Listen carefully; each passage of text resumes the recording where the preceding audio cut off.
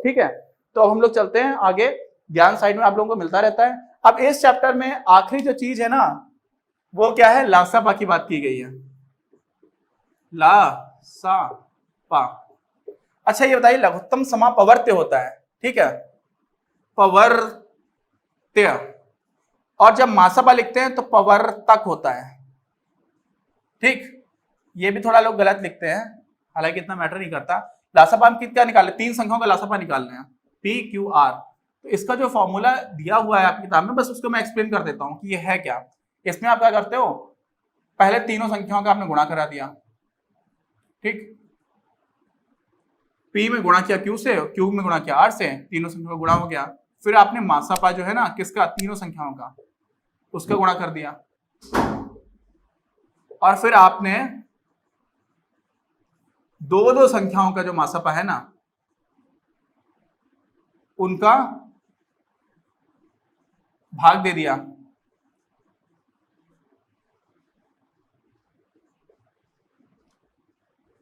तो ये आपको मिल जाएगा क्या, लासापा मिल जाएगा 3 संख्याओं का।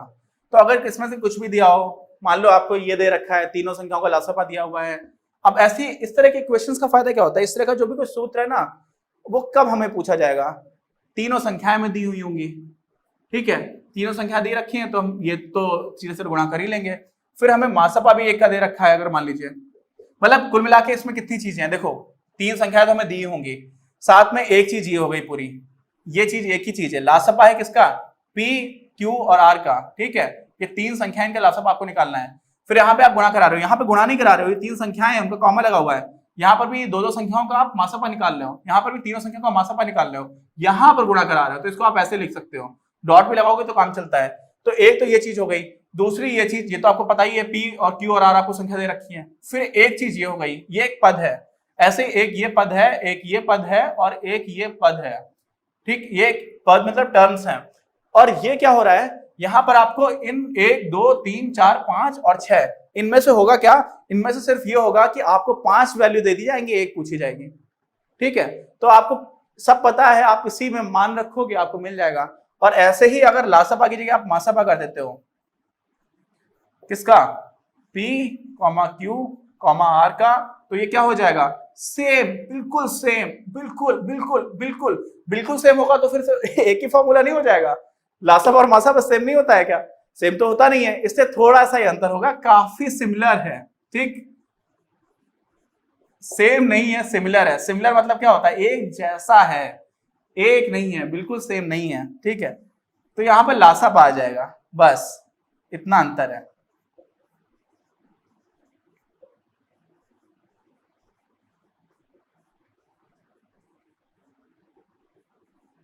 और ये वाला भी जो प्रश्न है ना, ये आपके साथ सिलेबस के बाहर का है, लेकिन बस किताब में मेंशन था, तो मैंने कहा कि इसको आपको बता देता हूं, क्योंकि कुछ लोग कहेंगे कि ये कैसे छोड़ दिया। तो ये हो गया आपका मासापा निकालने का फॉर्मूला। अभी होता क्या, ये क्यों लिख दिया, इसलिए लिख दिया क्योंकि किताब में दे रखा है, और हम लोग सिलेबस को कंप्लीट कराने वाले दृष्टिकोण से ही काम नहीं कर रहे हैं। अगर आपने ये सारे लेक्चर्स देख लिए तो मैं आपको इतना तो बोल सकता हूं कि कॉन्सेप्चुअल लेवल पर आपको कोई प्रॉब्लम नहीं आएगी। 10th क्लास में बोर्ड एग्जामिनेशन में एक भी क्वेश्चन ऐसा नहीं आएगा जो आप ना कर पाए, साथ में एक भी क्वेश्चन इस सिलेबस का ऐसा नहीं होगा जो आपको जेई फाउंडेशन के लिए या नीट के लिए, किसी भी हायर एजुकेशन के जो एग्जामिनेशंस हैं उसके लिए आपको किसी भी तरह की तकलीफ हो, सारे कॉन्सेप्ट्स कवर होते जाएंगे। अब ये जो मैंने आपको लिख करके बताया ना, ये किताब में दे रखा है, इसका कोई कभी यूज आएगा नहीं, मुझे नहीं याद है कि कहीं पर भी इस तरह का कभी कुछ भी आए, ना जेई में आएगा ना कहीं पर आएगा। लेकिन उसके बाद भी ये क्यों इंपॉर्टेंट है, ये इंपॉर्टेंट है कि आपको अंडरस्टैंडिंग बिल्ड करेगा। कैसे करेगा, देखिए, लासापा 3 संख्या मान लीजिए कोई भी, 6 है, 12 है और 48 है। तो 3 संख्याओं में जो सबसे बड़ी संख्या है वो लासापा हो सकती है कभी, अगर बाकी दोनों संख्याओं से उसमें भाग चला जाए तो सबसे बड़ी संख्या लासापा हो सकती है। लेकिन उन्हीं तीनों संख्याओं में अगर छोटी संख्या सब में भाग दे पा रही है तो वो मासापा भी हो सकती है, अन्यथा मासापा इन तीनों संख्याओं से छोटा होगा, ठीक है। तो क्या होगा, मासापा जो है किसका, 3 संख्याओं का, P, Q, R का, ये जो है वो हमेशा छोटा होगा या बराबर होगा किसके, सबसे छोटी संख्या है, जो सबसे छोटी संख्या किसमें, P, Q और R में से, ठीक। इसमें P, Q, R या तो उसके बराबर होगा या उससे भी छोटा होगा। और लासापा क्या होगा? लासापा जो है वो किसका? P, Q, R ये कोई तीन संख्याएं हैं, हमेशा बड़ा होगा या बराबर होगा किसका? सबसे बड़ी संख्या का।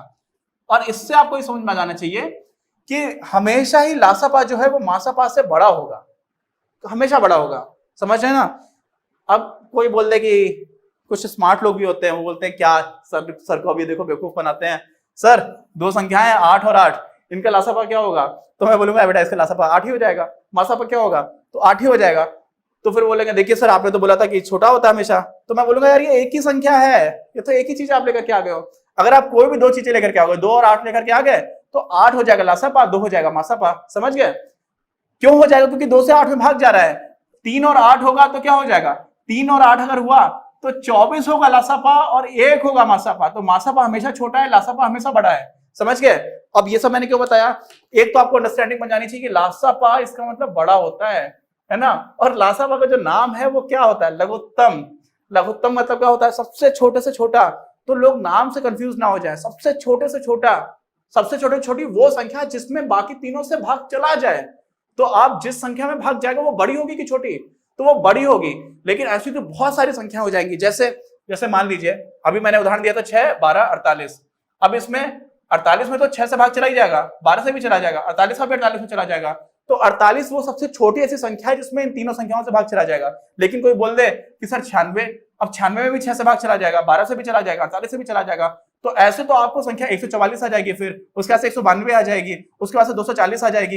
ये ऐसे जितने भी इसके गुणन है ना, 48 गुणे 1, 48 गुणे 2, 48 गुणे 3, 48 गुणे 4, 48 गुणे 5, ये जितनी भी संख्याएं हैं उन सभी में 6, 12 और 48 से पूरा पूरा भाग चला जाएगा। तो ऐसे तो आपको इनफाइनाइट, कितने अनंत अनंत गुणन ऐसे मिल जाएंगे जिनमें पूरा पूरा भाग चला जाएगा। इसलिए हमें सबसे छोटा, सबसे छोटी वो संख्या पता करनी होती है जिसमें बाकी तीनों से भाग चला जाए।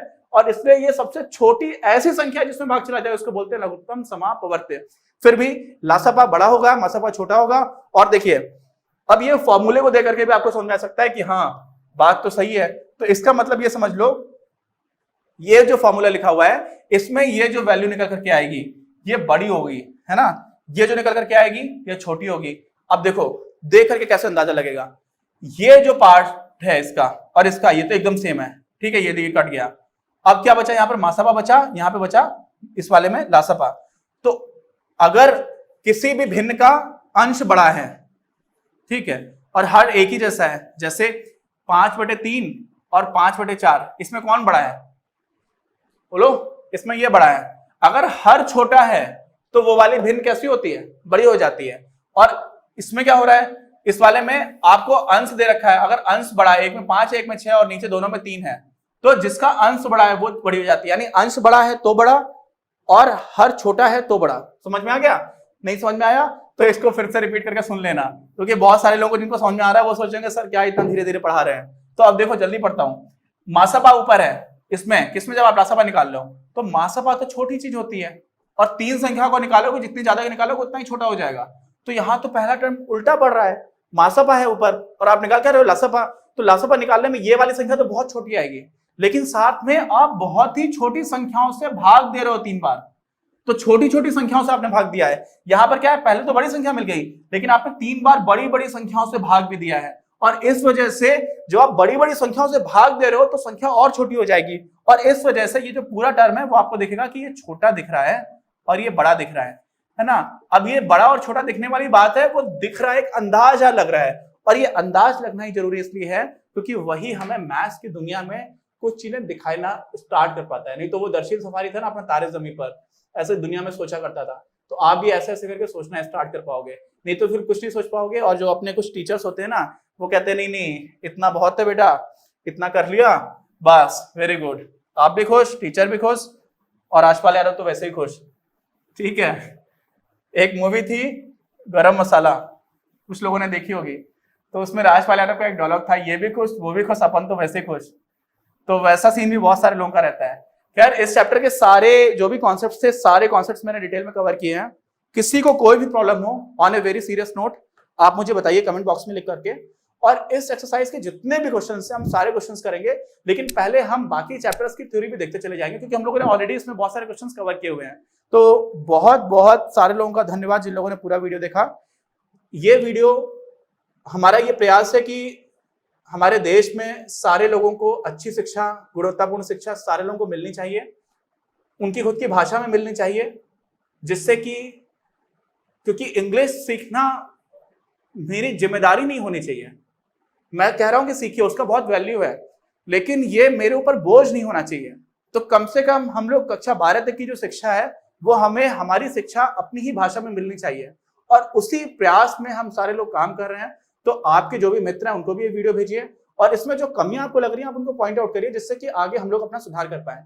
तो ये वीडियो ज्यादा से ज्यादा लोगों को भेजिए, और अगर चैनल सब्सक्राइब नहीं किया तो कर लीजिए, आपका भी फायदा, मेरा भी फायदा। Okay, thank you.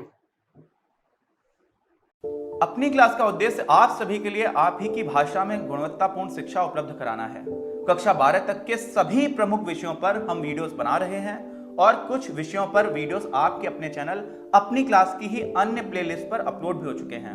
ज्ञान के प्रकाश से देश को सशक्त बनाने के हमारे इस प्रयास में इस चैनल को सब्सक्राइब करके और लोगों के साथ शेयर करके अपना बहुमूल्य योगदान जरूर दें। पढ़ेगा इंडिया तो बढ़ेगा इंडिया।